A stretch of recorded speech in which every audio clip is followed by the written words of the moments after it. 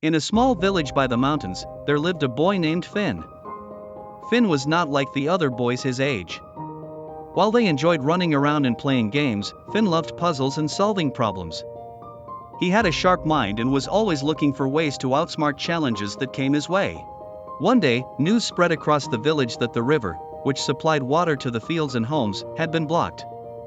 Without the river's flow, the crops would die, and the people were starting to worry.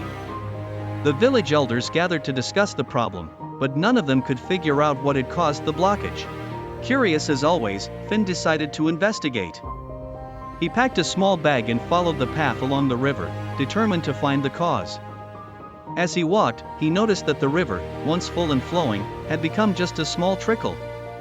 It didn't take long before Finn reached a large pile of rocks and debris that had blocked the river's path.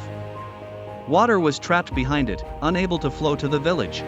Most boys would have turned back, but not Finn. He studied the blockage, thinking about how to solve the problem. The rocks were too heavy for him to move on his own, but he wasn't discouraged. Instead, he began to think about how water could find a way through the cracks. Finn suddenly remembered a lesson from his favorite puzzle.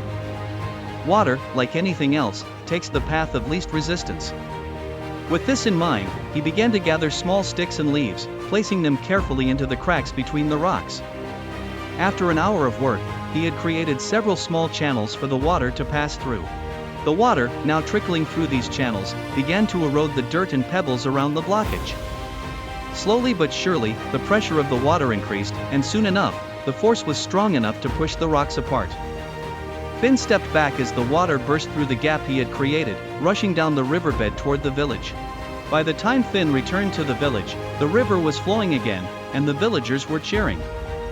Word quickly spread that Finn had solved the problem. The elders, impressed by his cleverness and determination, praised him for his quick thinking. From that day on, Finn was known not just as a clever boy, but as a problem solver, someone who could find solutions where others saw only obstacles. He became the go-to person in the village for advice, and he continued to use his mind to help his community. Finn had learned that even the biggest problems could be solved with a little creativity and a lot of determination.